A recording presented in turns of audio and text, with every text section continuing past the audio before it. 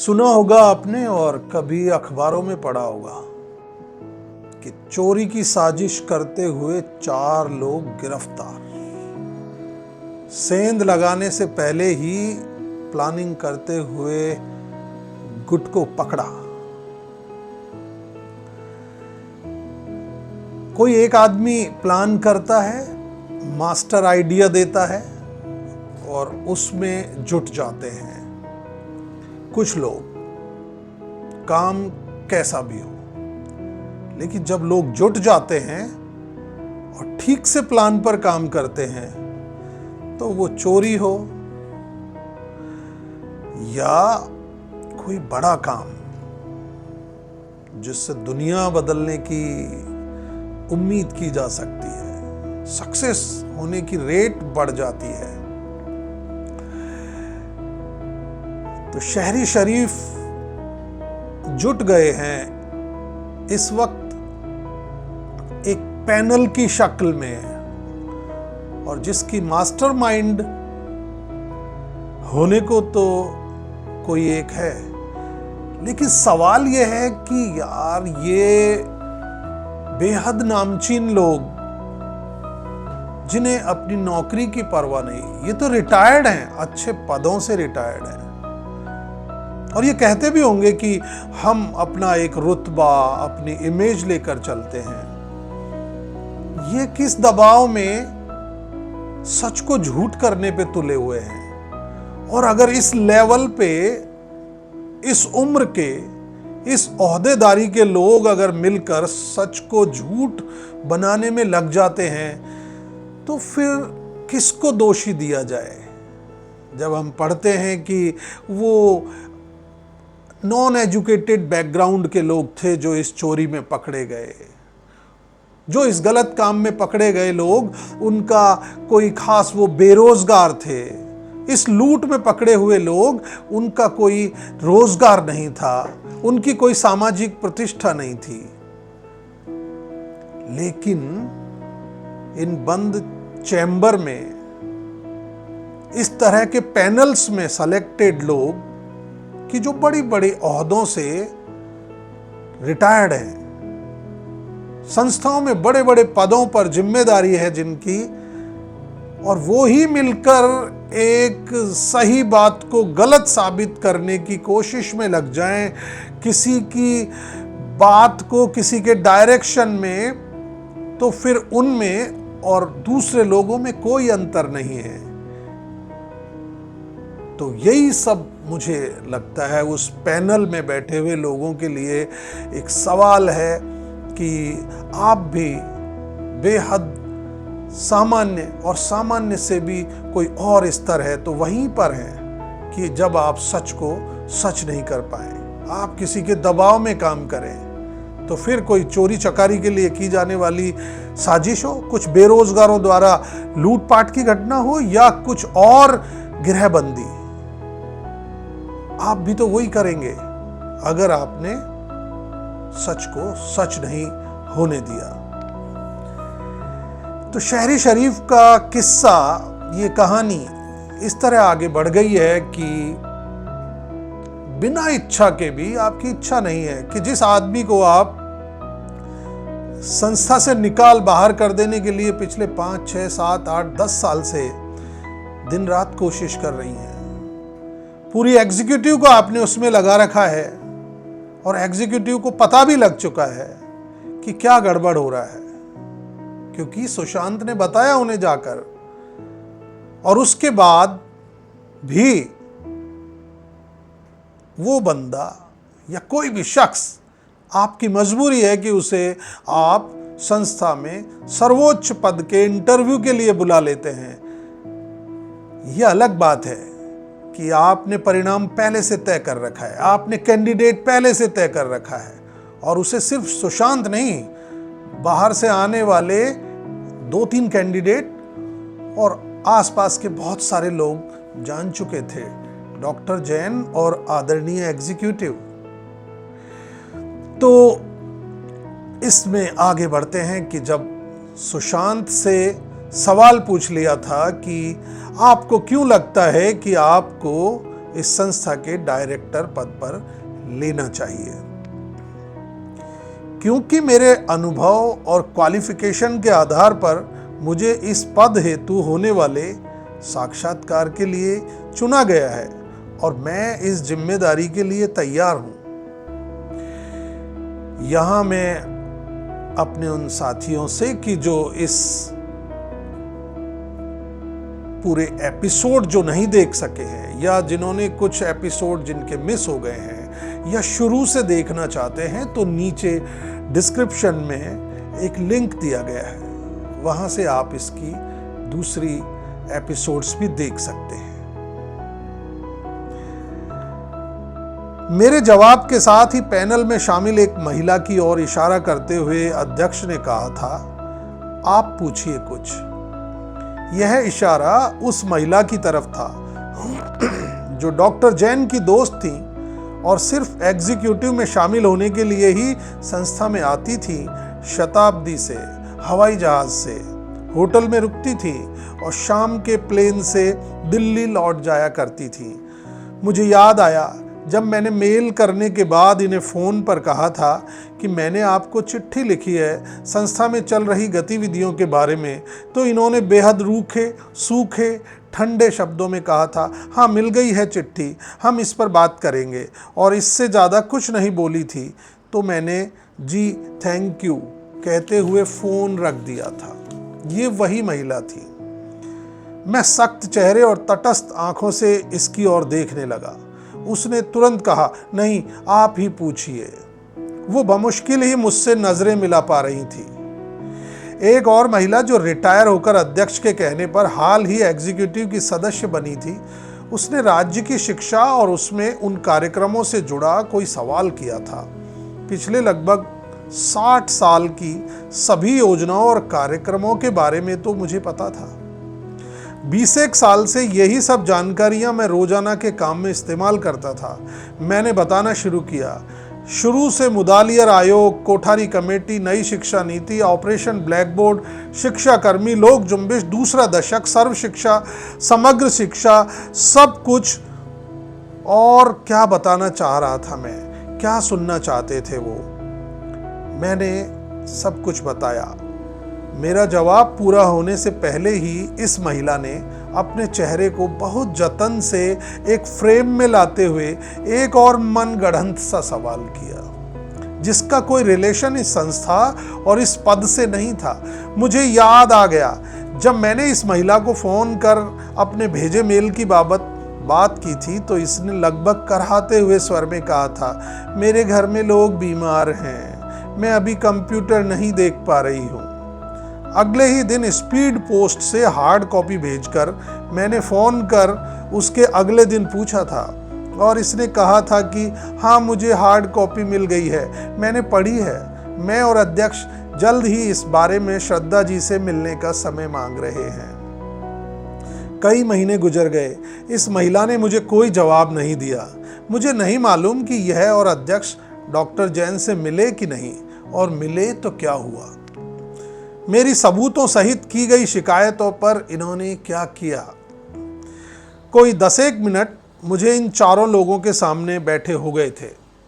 उम्रदराज सदस्य बेहद शांत चित्त हो अपनी चमकती आंखों से उत्सुकता पूर्वक लगातार मुझे देख रहे थे, शायद सुन भी रहे थे। ये वही तो थे जिन्होंने उस दिन जब मैं हार्ड कॉपी लेकर गया था तो चिट्ठी, मेरी शिकायत और आरोपों को सुनकर पूछा था, ये युक्ता गुप्ता कौन है। मैंने कहा था, सर पता नहीं, पर शिक्षा में काम करने का इसे कोई अनुभव नहीं है। इस पर इन्होंने बहुत ही साफ शब्दों में कहा था, मैं अध्यक्ष से बात करूंगा इस बारे में। This selection is null and void. मैंने रास्ते में अपनी मोबाइल में डिक्शनरी देखी थी जो नल एंड वॉइड का हिंदी अर्थ अमान्य बता रही थी। इन्होंने पहली बार खुलकर कहा था, जॉइंट डायरेक्टर के पद पर युक्ता गुप्ता की नियुक्ति अवैध है। अवैध। अपने दोनों हाथों को चेहरे के आगे बांधकर ये बैठे हुए थे। इन्होंने मुझसे कुछ भी नहीं पूछा। अध्यक्ष ने पहला सवाल किया था, क्या कभी धर्म संकट महसूस किया है और ऐसे में क्या किया है? मुझे नहीं पता इस इंटरव्यू में इस सवाल की क्या महत्ता थी, पर मैंने शायद यही जवाब दिया था, जब प्राथमिकताओं का चयन करने में संदेह हो तो विवेकपूर्ण मगर न्याय सम्मत तरीके से ही इस पर निर्णय लिया जाता है और प्रयास किया जाता है कि अन्याय किसी भी सूरत में हमसे न हो पाए। इनका चेहरा और दशा दोनों ही मेरे सामने उजागर हो रही थी। इनके शब्द मेरे कानों में गूंज रहे थे, क्या युक्ता गुप्ता को हटा दें? मुझे पहले पता होता कि युक्ता गुप्ता डॉक्टर जैन के रिश्तेदार हैं तो मैं उनका चयन कभी नहीं करता। अब उनकी नियुक्ति पर साइन तो मेरे हुए हैं। हम अगली बार कोई मौका होगा तो आपको भी बुलाएंगे। और बेहद बेबसी लाचारी से कहे गए वो लिजलिजे शब्द जो मुझे इन्होंने अपने घर से विदा करते हुए कहा था, आप मेरी जगह होते तो क्या करते? मैं कुछ नहीं बोला था बस उस रात और आज अभी तक इनके बारे में प्रसारित वो बातें अर्थहीन सी नजर आ रही थी कि जब इनके परिचय में ये इनके जानकार और कभी कभार किसी अखबार में छपे इनके लेख के साथ ही इनके ईमानदार छवि होने को सबसे पहले उभारा जाता रहा है। यहाँ कौन रोक रहा है इन्हें? क्या ऐसी कुछ भी ईमानदारी होती है जो व्यक्ति विशेष के ओहदे, उम्र और रुतबे के साथ बदलती जाती है? मैं इसे ईमानदारी नहीं, मौका परस्ती कहता हूँ। ईमानदारी तो वही होगी ना जो अंत तक कायम रही, फिर वो अपने सरकारी पद पर रहते हुए रही हो या किसी स्वयंसेवी संस्था के अवैतनिक पद पर अध्यक्ष, सचिव और किसी अन्य तरह का मानद सदस्य बनने पर बनी रही। मैं जानता था अध्यक्ष के पास निदेशक पद की अपेक्षित योग्यता और अनुभव के आधार पर पूछा जाने के लिए कोई प्रश्न नहीं था। 15-17 मिनट में इस पैनल के उन लोगों के बीच बैठकर मैं बाहर आ गया जो लगातार मेरे जूझने, सवाल करने और टिके रहने से शायद अब आजिज आ चुके थे। हाँ, संस्था के 40 साल के इतिहास में मैंने पहली बार निदेशक स्तर के व्यक्ति के खिलाफ कार्यवाही करने की अपील करते हुए चिट्ठियां लिखी थी। 1, 2, 3 नहीं, पूरी 5 चिट्ठियां।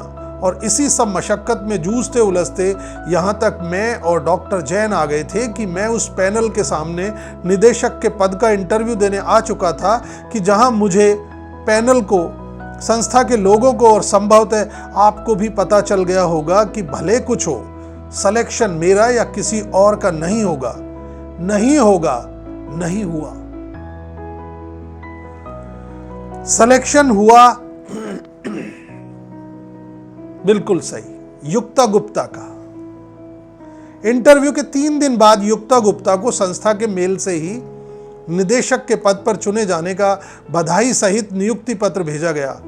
ओ सुकरात, प्लेटो, ओ गांधी, अरस्तु, ओ उनकी मिसाल देने वाली डॉक्टर जैन, ओ सवाल उठाने को प्रेरित करने वाले मेरे अध्यक्ष, कहाँ हो तुम सब? और तुम्हारी ईमानदारी की अधूरी दास्तान, कहां हो तुम? अरस्तु औंधे मुंह गिर पड़ा, प्लेटो पगला गया, सुकरात ने सिर फोड़ लिया, गांधी गरियाता रहा, ईमानदारी अंधी हो गई, संविधान चूल्हे में और सिद्धांत गटर में जा डूबे। लेकिन मैं टूटा नहीं हूं। मेरे सवाल अभी सूखे नहीं हैं और सवालों के लिए मेरा इन सहारों के सहारे तैयार किए गए पद पोस्ट कभी नहीं है। युक्ता गुप्ता संस्था की निदेशक बना दी गई। अमूमन तो किसी नए मामूली पद के लिए कोई चुना जाता था तो एक छोटी पार्टी समोसे, कचौरी, जलेबी और कभी आइसक्रीम और मौसम ठंड का हो तो गजक के साथ दी जाती थी। पर ऐसी कोई पार्टी नहीं हुई। गुपचुप, गुमसुम, चुप सन्नाटे बने रहे। अरे भाई, अपनी सफलताओं का जश्न क्यों नहीं मना रहे आप? संस्था के सबसे पावरफुल पद पर आपका चयन हुआ है, किस बात का डर है आपको? डरेंगे तो आप किससे? पर हाँ, शर्म है कि मानती नहीं। वो अकेले में भी आ रही होती है कि जब हमारे बेईमान होने का पता लोगों को चल जाए तो हम फिर मन में तो खुश हो लेते हैं, लेकिन सार्वजनिक तौर पर सादा जीवन, उच्च विचार की सी अपनी छवि दिखाने की कोशिश थोड़े समय के लिए तो करते ही हैं, और यहाँ तो वो सवाल उठाने वाला भी आपकी छाती पर ही था, और सत्ता से डरकर जयकार लगाने वाली भीड़, अधिसंख्य अवसरों पर हमें हाँ मिलाने वाली लंगटेर भी आसपास नजर आती थी, जो मुंह नहीं खोलती थी किंतु जानती थी कि चयन में मनमानी हुई है, बेईमानी हुई है, अनुभव और योग्यता को नज़रअंदाज किया गया है उन तीनों ही कैंडिडेट्स की जो साक्षात्कार में औपचारिकतावश बुला लिए गए थे। हो गया सिलेक्शन। ज़्यादातर लोगों ने जो सोचा था वही। चलने लगा कारोबार। वही डॉक्टर जैन की मीटिंग्स, इसमें इधर उधर की कुछ बातें और उनके ड्राइवर के आने तक से ठीक पहले लंच का फिनिश किया जाना। एक दो छोटे प्रोजेक्ट जो पहले से ही चल रहे थे वो चल रहे थे। कोई बड़ा प्रोजेक्ट या नया काम लाने की कहीं कोई कवायद नज़र नहीं आती थी। कयास लगाए जाते हैं और काम किए जाते हैं। तो पिछले 8-10 महीनों में यह बात तो संस्था के ज़्यादातर लोगों को, जो अब संस्था में संख्या में 8-9 ही बचे हैं, के मन में, दिमाग में और दबे सुर में जुबान पर आने लगी थी कि अब डॉक्टर जैन इस्तीफा दे देंगी, अब वे निदेशक का पद छोड़ देंगी, अब वे ऑन पेपर निदेशक नहीं हैं। उन्होंने निदेशक का पद छोड़ दिया था लेकिन कुर्सी नहीं छोड़ी थी। डॉक्टर जैन अब भी निदेशक वाली कुर्सी और सबसे बड़ी टेबल पर ही बैठती थी। युक्ता उसी कुर्सी पर बैठती थी जो पार्टीशन बनाकर जगह तैयार कर दी गई थी। अब कोई 2 महीने गुजर चुके थे। डॉक्टर जैन ही अब भी मीटिंग्स की लीड लेती थी। वे ही लोगों को काम के बारे में दिशा निर्देश देती थी, काम जो बेहद कम हो गया था। युक्ता मीटिंग टेबल पर हम कैडर स्टाफ की लाइन में ही बैठ जाती, अपनी बड़ी मोटी सी डायरी लेकर। और हाँ, स्टाफ के साथ अब भी मीटिंग तब ही हो रही थी जब डॉक्टर जैन ऑफिस में होती। जानती वह भी थी कि उसके बस की बात नहीं है, न काम की समझ है, न मेहनत करने का मादा ही कि जिसके दमखम से सब कुछ सीखा जा सकता है। लेकिन इस मादे के साथ ईमानदारी की बुनियाद का होना भी लाजिम है, जो इनका नहीं था, युक्ता का। अब इतनी बड़ी संस्था कि जिसका कोई 40 साल का गौरवमयी इतिहास रहा है, शहर में, राज्य में और देश भर में यदि इतना बड़ा बदलाव कोई लंबे अरसे बाद हुआ है तो हाँ, डॉक्टर जैन ही सर्वोच्च पद पर यहाँ बनी रही हैं, समन्वयक, निदेशक, और अब वो सचिव के पद पर स्थापित हो गई हैं। तो इतनी बड़ी शिक्षाविद, लोकप्रिय, ज्ञानवान और अनुभवी महिला को किसने रिप्लेस किया है, यह जानने की उत्कंठा देश भर में ही पैदा हो गई थी। जब भी कोई कहीं मीटिंग में, वर्कशॉप में, ट्रेनिंग में, व्यक्तिगत परिचय में पूछता, कौन है निदेशक? युक्ता। कौन है युक्ता? कहाँ से है? कभी सुना तो नहीं? और क्या बताते लोग। लंबी बातचीत में कितनी ही उधर उधर की करो, टालो, पर कुछ तो बताना ही होता था। तो अब हम लोग बेहद शाइस्तगी से बताने लगे थे, श्रद्धा जी की परिचित हैं। और सामने वाले की और ज़्यादा पूछताछ करने की क्षमता होती तो हम लोगों का धैर्य, चुप्पी, डर सब जवाब दे जाता और कह देते, श्रद्धा जी की रिश्तेदार है, कुछ उखाड़ सकते हो तो उखाड़ लो। फिर रिश्तेदारी की भी थोड़ी डिटेल जो हाथ लगी वो भी बता देते थे। लगभग सारे ही लोग, वो लोग भी इसमें शामिल थे कि जो डॉक्टर जैन की हाँ में हाँ मिलाते रहे थे लंबे समय तक। कोई 4-1 महीने गुजरे होंगे कि लगभग हर जगह पार्टनर संस्थाओं को, फंडिंग एजेंसी को, राज्य सरकार में हमसे संबंधित विभागों के अधिकारियों को और देश भर में यह बात फैल गई कि संस्था में डॉक्टर जैन ने अपने किसी नौसिखिया रिश्तेदार को ही निदेशक के पद पर बिठा दिया है। और यह भी अधिकांश लोगों को पता लग रहा था कि संस्था में कोई है जो इस सब का खुलकर मगर संवैधानिक तरीकों से विरोध भी कर रहा है। संस्था में लोगों के काम में क्वालिटी है कि नहीं है, लोग फील्ड में काम कैसा कर रहे हैं, रिपोर्ट किस तरह की बन रही है, इन सब बातों को अब सार्वजनिक रूप से नहीं किया जाता था। कैडर के अधिकांश लोग खुश थे कि युक्ता को ज़्यादा अनुभव नहीं है तो ज़्यादा न रोक टोक करती है, न सुझाव देती है, न कुछ। युक्ता खुश होगी कि पद मिल गया है, और श्रद्धा जी और उर्फ उनकी जीजी सब संभाल ही लेती है। श्रद्धा जी खुश थी कि चाहे जैसे भी हो, चाहे जितनी ढीठता दिखाई हो, लाख झूठ सच किया हो, लोगों को अपने पुराने रुतबे, अनुभव और उन पर किए गए एहसानों से दबाया हो, लेकिन इस आदमी के सैकड़ों सवालों, कई कई चिट्ठियों और एग्जीक्यूटिव से की गई शिकायतों के बावजूद कोई उनका बाल भी बांका नहीं कर पाया, कुछ नहीं कर सका। वही हुआ जो उसने चाहा था, अपनी ही एक रिश्तेदार को कुर्सी दे दी गई। शहरी शरीफ, जिनकी शक्ल देखते ही लोग झुके झुके जाते हैं, हर एक के पास इनके एहसान के कुछ किस्से, कुछ इनकी अच्छी बातें, तो जब भी मिलो बात करो तो कहेंगे अरे वो तो गजब हैं, वो तो कमाल की महिला हैं। मैं इन एग्जीक्यूटिव के लोगों की और डॉक्टर जैन की बात कर रहा हूं, लेकिन ये वही लोग थे जिन्हें क्या मतलब इनके साथ, उन्होंने ना कोई लंबा समय काम किया लेकिन कभी सवाल नहीं उठाया। असलियत तो वो जानता था कि जिसने सवाल उठाए थे। तो ये लोग गाहे बगाहे खुश होंगे, लेकिन सुकून में होंगे नहीं, ये कतई सुकून में नहीं थे। 6 महीने हो गए थे युक्ता गुप्ता को निदेशक बने, पर निदेशक की प्रॉपर टेबल कुर्सी अब तक उसकी पहुंच से दूर थी। कोई निर्णय वो नहीं ले रही थी, नहीं ले सकती थी। लोग जब किसी वजह से फील्ड में जाने में असमर्थ होते, लंबी छुट्टी चाहते, तो एप्लीकेशन तो उसके ही पदनाम को संबोधित होती, लेकिन वो डॉक्टर जैन की आज्ञा, अनुमति के बगैर एक पत्ता तक नहीं सरका पा रही थी, तो ये सब निर्णय भी नहीं ले पाती थी। और हर बार सवाल पूछता मेरा चेहरा, आंखों और माथे पर उभर उभर आती सिलवटों को वो साफ साफ महसूस करती। हालांकि जुबान से मैं एक शब्द उसकी मजबूरी के लिए व्यक्त नहीं कर रहा था। एक बार फील्ड में जब कोई प्रशिक्षण चल रहा था, तो वहां शाम के वक्त कोई विवाद आयोजन स्थल के लोगों से संस्था के लोगों का हो गया। यह अभूतपूर्व था। हमारे एक साथी ने शाम को परिसर में ही बने एक मंदिर से जोर जोर से आ रही आवाजों के लिए टोक दिया होगा, तो रात को कोई 5-7 लोगों ने आकर जोर जोर से उस साथी का नाम लेकर गाली गलौज करना शुरू कर दिया। रात के कोई 11 बजे होंगे। उन्होंने मेरे दरवाजे पर आकर जोर जोर से दरवाजे को ठोकना शुरू कर दिया। मां बहन की गालियों सहित आवाजें आ रही थी। इसी में है वो गुप्ता है, दरवाजा खोल बे गुप्ता, खोल दरवाजा गुप्ता।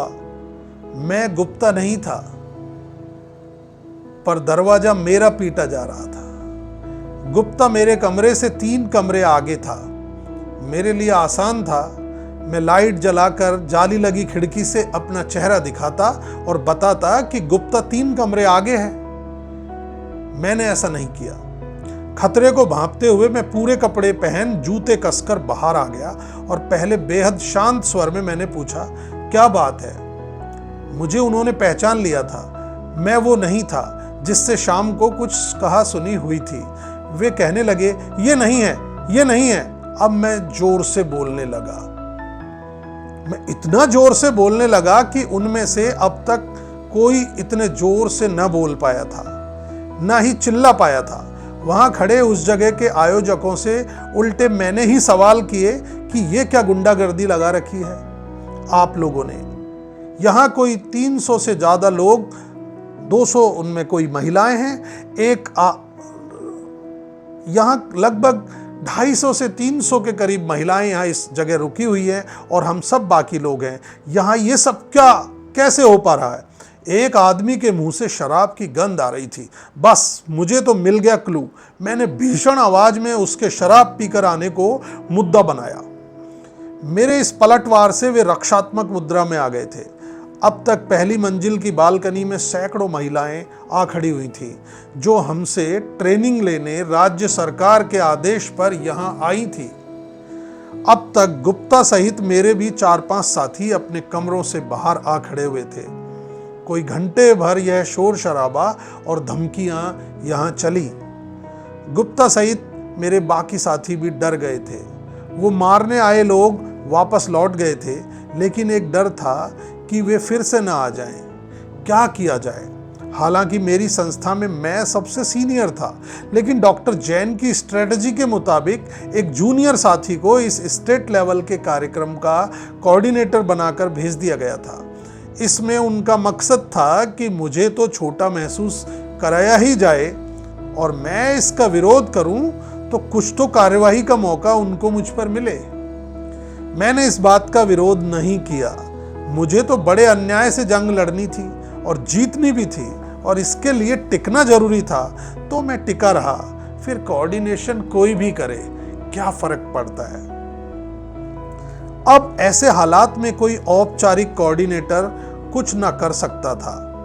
मैंने लीड किया। साथी बेहद डरे हुए थे। निर्णय लिया कि जो भी हो, इस स्थिति के बारे में कोई 400 किलोमीटर दूर चैन से सो रही संस्था की मासूम निदेशक को फोन कर जानकारी तो जरूर ही दी जाए।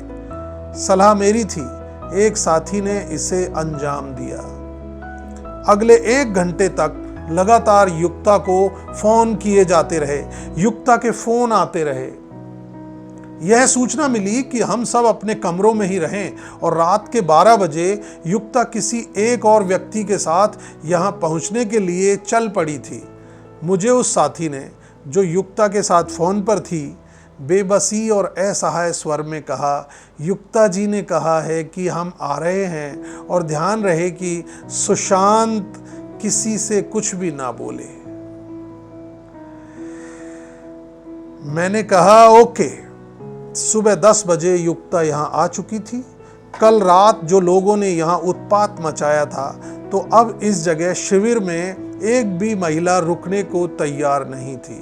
युक्ता को चारों ओर से महिलाओं ने घेर लिया था। मेरे भी 1-2 साथी युक्ता के साथ खड़े थे।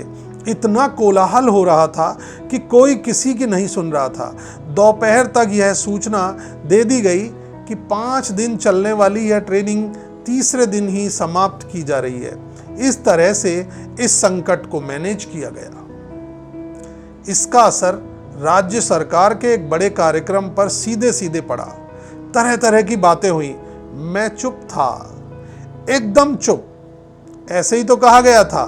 मेरे उस साथी ने, जो गुप्ता था, अगले दिन बातों बातों में जब हम एक साझा बड़ी गाड़ी में लौट रहे थे, तो कहा, मैं आपकी वजह से बच गया, वरना उस रात तो मुझे मार ही देते वो लोग। मैं अब भी चुप था। गाड़ी में ही समाचार मिला कि प्रधानमंत्री ने आज रात 8 बजे से पूरे देश में नोटबंदी लागू कर दी है। लोगों को और क्या चाहिए? ऐसे ही धमाके हमारी सरकारें करती रहें और लोग मजे ले लेकर इन धमाकों की चर्चा करते हुए अपना सफर करते रहें, अपनी असल समस्याओं को भूल जाएं। तो यह लंबा सफर भी लोगों ने इसी तरह पूरा कर लिया, बिना इसका जिक्र किए कि आज सही तरीके से निर्णय नहीं लिए जा सकने की वजह से हमारी और हमारी संस्था की बहुत सारी संभावनाएं धूमिल हो गई हैं, और हम इस पर कुछ भी क्यों नहीं कर सके। किसी ने इस पे बात नहीं की। यह एक घटना हुई, और 1-2 और भी हुई कि जब एक बेहतर निर्णय लेकर टीम को, काम को और संस्था के उद्देश्य को निदेशक को लीड करना था, पर आप उस बंदूक से फायर नहीं कर सकते जो दूसरे के कब्जे में हो। कोई 9-1 महीने हो गए थे युक्ता को निदेशक बने। खूब खेल तमाशा चला, खामोशी खामोशी में। एक दिन जब मैं 2 दिन के लिए एक फील्ड विजिट से लौटा, तो एक साथी ने कहा, आप यह बात अभी अपने तक ही रखना।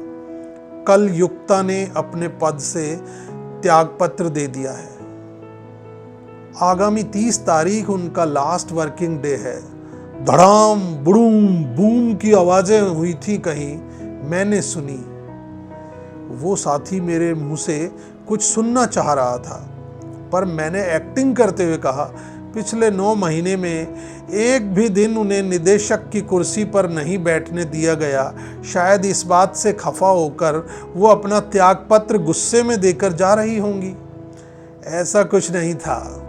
युक्ता जैसे आई थी उसी तरह चली गई, एक ऐसे निदेशक के तौर पर याद रखे जाने के लिए कि जिसको कभी अपनी कुर्सी नसीब नहीं हुई।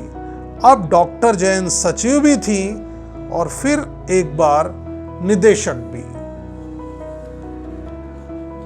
तो जंग कहें इसे? नहीं, जंग में रक्तपात भी होता है, लेकिन यहां कुछ और तरह से लोग गिर रहे थे। जख्मी तो थे, लेकिन लाल रंग नजर नहीं आ रहा था।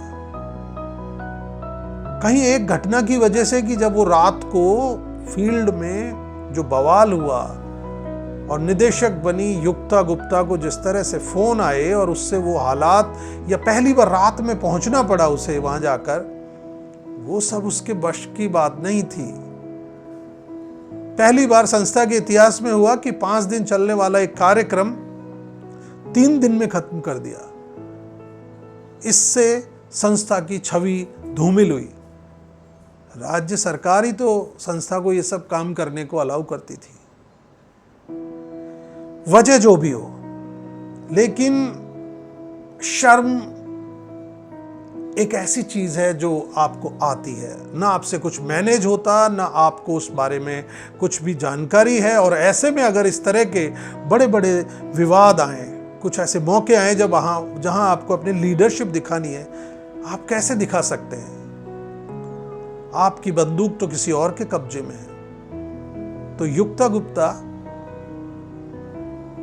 महिला अच्छी थी, लेकिन इस संस्था में जिस इरादे से लाई गई थी और जिस तरह से कभी ट्यूटर के तौर पे, फिर उन्हें जॉइंट डायरेक्टर बनाया और उसके बाद वो उन्हें डायरेक्टर बना दिया गया, जबकि वो खुद जानती थी कि उसको एक्सपीरियंस नहीं है, उससे भी ज़्यादा काबिल लोग वहाँ हैं।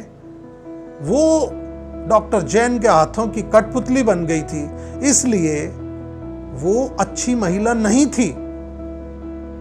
इस संस्था के कॉन्टेक्स्ट में वो अच्छी नहीं थी, वरना खुद ही कहती जब उनको लगता था कि जब मेरा एक्सपीरियंस ही नहीं है तो मुझे क्यों कर बनाया जा रहा है। लेकिन लालच तो वो तो किसी को भी आता है, बिना पढ़े लिखों को आता है, सड़क छाप लोगों को आता है, कुछ अपराधियों को आता है, एडोलेसेंट्स को आता है। फिर आप किस तरह अच्छे हैं? क्योंकि संस्था के एक बड़े दिग्गज ने कहा है कि आप अच्छे हैं। आप अच्छे होते अगर आप खुद ही कहते कि नहीं, अगर मैं कैडर बनने के लिए अप्लाई किया है तो मैं कैडर ही रहना चाहती हूं। लेकिन नहीं, जब सैलरी 20 से 40 हो जाए, जब कैडर से जॉइंट डायरेक्टर का पद मिल जाए, लोग जूझ रहे हैं, लोग चिट्ठियां लिख रहे हैं, लेकिन आप चूं तक नहीं करते, तो आपको पता होता है आप अच्छे नहीं हैं। पर यह बहुत बुरा हुआ। लेकिन बात यह भी सच है कि लगभग 9 महीने की कवायद, 9 महीने डायरेक्टर के पद पर बनी रही युक्ता संस्था छोड़कर चली गई इस्तीफा देकर, और उसको एक भी दिन अपनी डायरेक्टर वाली कुर्सी नसीब नहीं हुई। हो सकता है डॉक्टर जैन खुश हों, क्या पता उन्होंने ही ये सब रचा बसा हो, क्या पता उन्होंने ही उससे सलाह दे दी हो कि ये सही टाइम है, तुम रिजाइन कर दो। क्या पता इन शहरी शरीफों का कुछ नहीं पता। शहरी शरीफ के इस एपिसोड में, इस कहानी में, इस बातचीत में अभी यहीं तक हम बात करेंगे। फिर इसके बाद अगले किस्से में देखते हैं कि क्या हुआ, क्या किया इन शहरी शरीफों ने, क्या हुआ सुशांत का, क्या संस्था में कोई नियमित, कोई अच्छी पहल हुई। बने रहिए हमारे साथ। Thank you.